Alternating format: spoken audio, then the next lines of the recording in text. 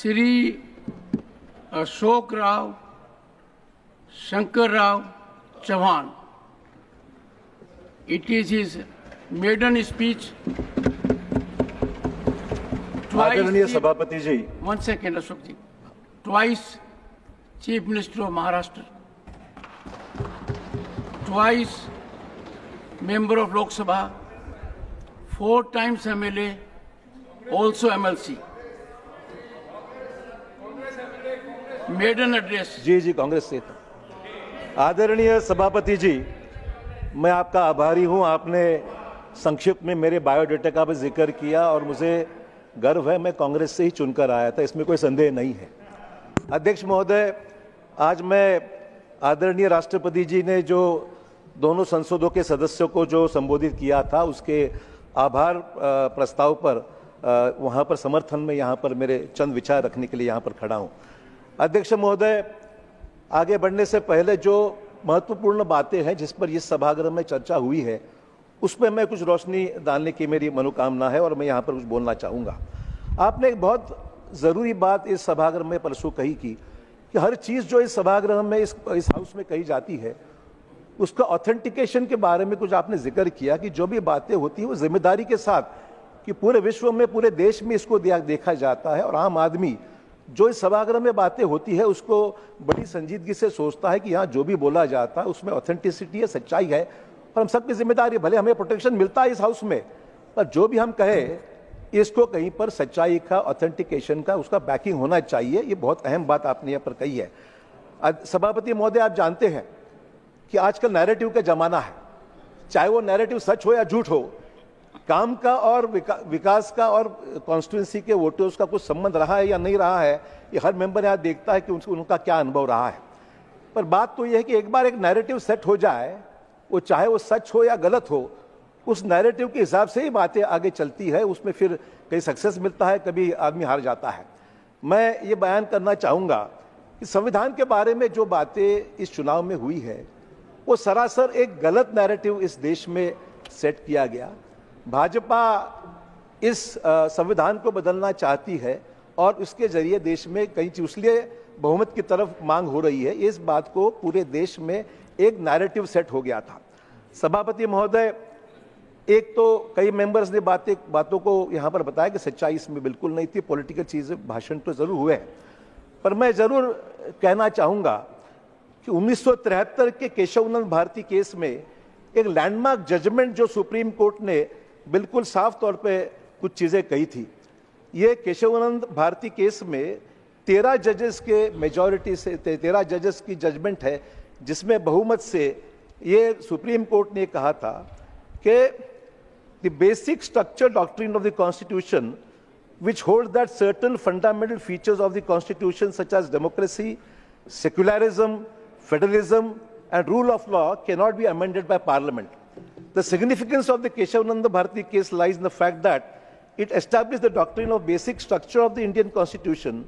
The basic structure doctrine holds that certain fundamental features of the constitution such as the supremacy of the constitution, the rule of law and the independence of the judiciary cannot be amended or abrogated by the parliament through a constitutional amendment. सभापति महोदय, इसका एक बहुत महत्वपूर्ण अर्थ है। इस बात को नैरेटिव सेट होता है तब उसकी भी कुछ मालूमात, मैं समझता हूँ प्रधानमंत्री ने भी इलेक्शन के दौरान इस पर काफ़ी चर्चा भी हुई, सच्चाई सफाई वह देने की कोशिश की। इसमें बिल्कुल सच्चाई नहीं है, पर एक नैरेटिव बन गया था जिसके तहत देश में अलग अलग मत प्रवाह बन गए थे। तो सभापति महोदय, हमें लगता है कि कुछ चीज़ें कानून के दायरे में जो आई है, सुप्रीम कोर्ट में जिसका जिक्र हुआ है, वो सच्चाई भी लोगों के सामने आना जरूरी है। सभापति महोदय, दूसरी बातें कल इस हाउस में हुई, जैसे हमारे संसद के परिसर में स्थित कई महापुरुषों की मूर्तियां हटाने की बातों पर यहाँ पर काफी बवाल उठा है। अध्यक्ष महोदय, सभापति महोदय, आप सब जानते हैं कि छत्रपति शिवाजी महाराज हो, माँ जिजाऊ हो, बाबा साहब अम्बेडकर जी हो, महात्मा ज्योतिबा फुले जी हो, अहिल्या देवी होळकर हो, और संत महंतों के बारे में हमारे देश में सर्वोच्च विचार है। आदर से इनके नाम लिए जाते हैं और इनके विचारों पे, तत्वों पे चलने वाला हमारा देश है, अक्रॉस पार्टी लाइंस। इसमें कोई दो राह नहीं है कि इधर कुछ और सोचते हैं, उधर कुछ और सोचते, बात ही नहीं है। और अध्यक्ष में सबसे इंपॉर्टेंट बात यह है इस हाउस में संसदीय कार्य मंत्री ने बयान दिया है, उन्होंने स्पष्ट किया है कि ये मूर्तियां हटाई नहीं जाएंगी, बल्कि वहां एक सुंदर स्थल अलग बनाकर उसको ऐसी जगह पर हम लोग लगाएंगे ताकि हर व्यक्ति इन महापुरुषों के सामने नमन करके ही हाउस में जा सके। ऐसे स्थल पर वहां पर चल रहा है। देखिए सर, ऐसा है, आप मुझे सर मुझे प्रोटेक्शन दीजिए कि मैं अपने विचार यहाँ रख सकूं। मेरा ये सभापति महोदय, सभापति महोदय, मैं आपसे प्रोटेक्शन चाहता हूं। जब इस हाउस में संसदीय कार्य मंत्री एक बयान देता है, वो उसका हक से उसका रिकॉर्ड पे चले जाता है। आपने खुद में जाकर इस चीज को देखा है। तो सवाल ऐसा है कि हाउस में दिया हुआ जो यहाँ पर हाउस में यहाँ जो स्टेटमेंट किया गया है उसका कोई महत्व है, रिकॉर्ड पर है, और जो बातें हाउस में की जाती है उसको बाहर जाके अलग से सरकार नहीं कर सकती है। It is commitment to the house. ये प्रिविलेज मोशन हो सकता है। तो अध्यक्ष महोदय, ये बातें यहाँ पर हाउस में करके लोगों को गुमराह करने की बात जब होती है तो सभापति महोदय बड़ा दुख होता है कि इसमें पार्लियामेंट्री प्रोसीजर्स का मामला है। इसमें आपने हाउस में जरूर इस बात को दोहराना चाहिए कि इसका इंप्लीमेंटेशन जरूर होगा। सभापति महोदय, नीट के बारे में यहाँ हाउस में चर्चा काफी हुई। मुझे बताइए, हाउस के सदनों के दोनों हिस्से में इसके बारे में किसी का दो मत नहीं है कि इस पर तहकीकात होनी चाहिए, एक्शन होना चाहिए, ये सिस्टम पारदर्शक होनी चाहिए, और चाहे वो नीट की परीक्षाएं हो या और भी कोई कॉम्पिटिटिव एग्जामिनेशन हो, उसके परीक्षाओं के बारे में सिस्टम में बदलाव लाने की जरूरत है। मैं देवेगौड़ा साहब का यहाँ जिक्र जरूर करना चाहूंगा, जिसके उन्होंने समर्थन में कहा कि जब तक सीबीआई इंक्वायरी की पूरी मालूमात आती नहीं है तब तक इसमें कोई अलग से भूमिका लेना जरूरी नहीं, और that investigation in the progress में है। पर मुझे ये समझ नहीं आता है कि इसके बारे में जैसे सरकार समर्थन कर रही है कोई बात का, ऐसा जो चित्र निर्माण किया जा रहा है वो बिल्कुल सरासर गलत है। इसमें पूरी तहकीकात होनी चाहिए और जो कल्प्रिट्स है उस पर एक्शन होना ही चाहिए। इसमें किसी का, अध्यक्ष सभापति महोदय, अलग भूमिका नहीं है। पर सभापति महोदय, ये भी सच है कि ऐसे इंसिडेंट्स जो देश के कई राज्यों में हो रहे हैं उसके वजह से पालक, छात्रों के पेरेंट्स जो है, छात्र है, उनके बौद्धिक दिमाग पर बहुत तनाव पड़ता है। यदि आप नीट या जेईई के पास नहीं करते हैं तो जीवन व्यर्थ है, ऐसी तरीके की एक भावना स्टूडेंट्स में निर्माण हुई है। बड़ा मानसिक संतुलन खोने की बातें होती है। तो अध्यक्ष सभापति महोदय, बात यह है इस पे बहुत गहराई से चर्चा भी सदन में होने की आवश्यकता है और इसके ऊपर सरकार ऐसा ठोस कदम उठाए। और मैं समझता हूँ भारतीय जनता पार्टी के संकल्प जो पत्र है इसमें भी इसका जिक्र किया गया है कि सरकारी भर्ती तथा शिक्षा संस्था की परीक्षाओं में पेपर लीक और अनियमितता के बारे में रोकने के बारे में सख्त कानून बनाने के बारे में मैनिफेस्टो में बीजेपी ने इसका जिक्र किया है। तो इसके बारे में किसी की दो राह नहीं है कि निश्चित तौर पर ये जरूरी है और अहम सवाल आज लोगों के सामने है। सभापति महोदय, राष्ट्रपति जी ने केवल अपने जो उन्होंने स्टेटमेंट किया है, जो उन्होंने भाषण किया है, इसमें केंद्र के पिछले 10 सालों का लेखा जोखा संसद के सामने रखा है और आने वाले समय का रोड मैप पे उन्होंने उसका जिक्र किया है कि किस तरीके से जो संकल्प किया है उसको अचीव करने के बारे में क्या दिमाग में उनके बातें और सरकार क्या करने जा रही है उसका भी रोड मैप एक तरीके से उन्होंने यहाँ पर जिक्र किया है।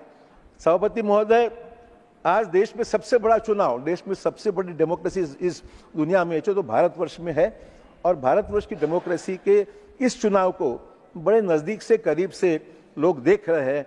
किस तरीके से इसका जो चैलेंजिंग टास्क था, जो हमारे सामने, पूरी दुनिया के सामने उत्सुकता थी कि ये देश का चुनाव किस तरीके से संपन्न होगा, और इस चुनाव में 64 करोड़ 20 लाख लोगों ने सहभाग लिया है।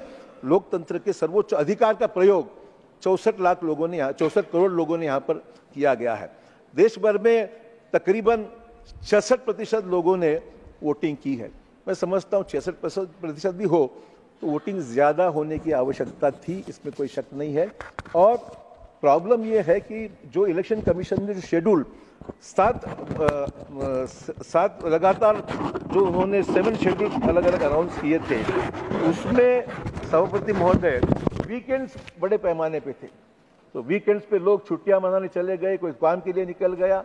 तो ये इसमें जरूर कोशिश होनी चाहिए कि चुनाव जब होता है तो वर्किंग डेज का ध्यान में रखते हुए कुछ होता है तो शायद उसका परसेंटेज पे असर हो सकता है। जम्मू और कश्मीर के इलेक्शन के बारे में जिक्र हुआ। जम्मू कश्मीर में रिकॉर्ड ब्रेकिंग वोटिंग हुआ है। 5 लोकसभा सीटों के लिए 58% वोटिंग हुई है और पिछले 35 साल में सबसे बड़ा यह आंकड़ा है कि वोटिंग वहां पर लगभग 58% हुई है। 2019 के लोकसभा चुनाव में 44% वहां पर वोटिंग परसेंटेज हुआ था। तो मैं समझता हूं कि ये जो 14% का अधिक वृद्धि हुई है और लोगों का कश्मीर के विकास में मोदी सरकार ने द्वारा जो विभिन्न फैसले लिए हैं उसका ये प्रमाण बताता है कि लोग उस पर खुलकर इसमें आज वोटिंग के लिए निकल पड़े। रिजल्ट कुछ भी आए हो पर निश्चित तौर पर वोटिंग के लिए लोग वहां पर बाहर निकले हैं। तो सभापति महोदय, आज इंफ्रास्ट्रक्चर की बातें हुई, रोड, रेलवेज, एयर कनेक्टिविटी, सब के बारे में बहुत बड़े पैमाने पर अच्छी बातें लोगों ने की है और मैं समझता हूँ ये प्रशंसनीय है कि देश का इंफ्रास्ट्रक्चर एक अच्छा शेप ले रहा है और उसमें रोड की अचीवमेंट हो, रेलवेज की जो कनेक्टिविटी हो, बुलेट ट्रेन की बातें हो रही है।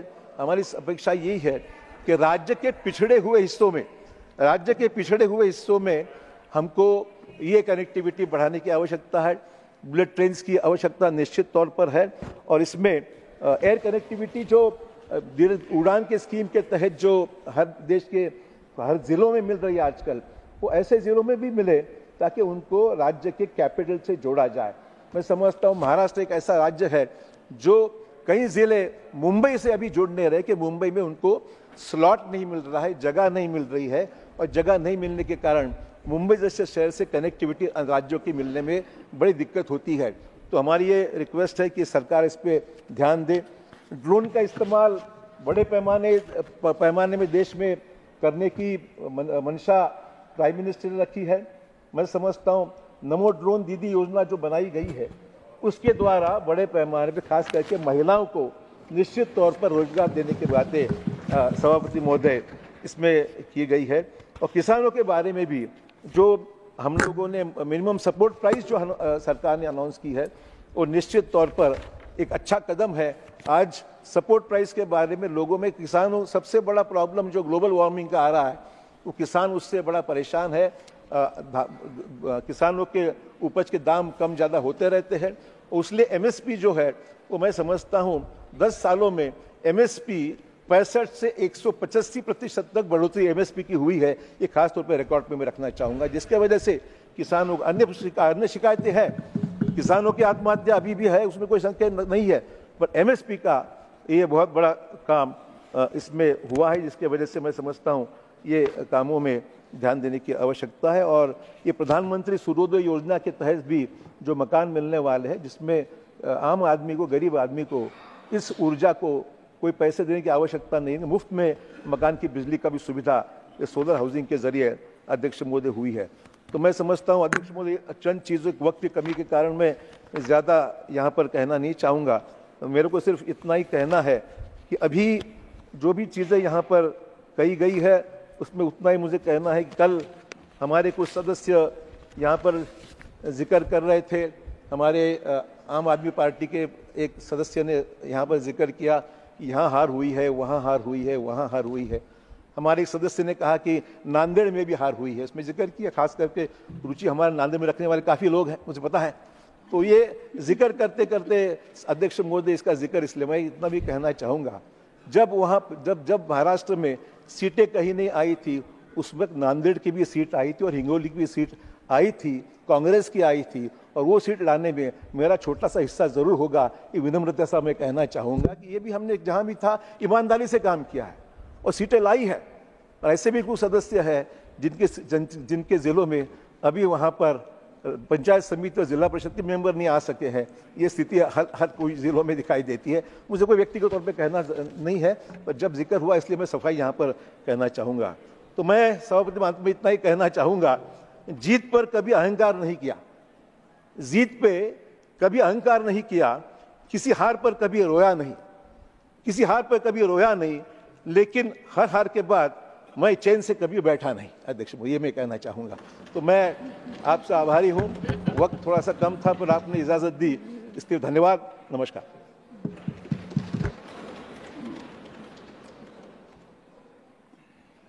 Honorable members, you have set a good example.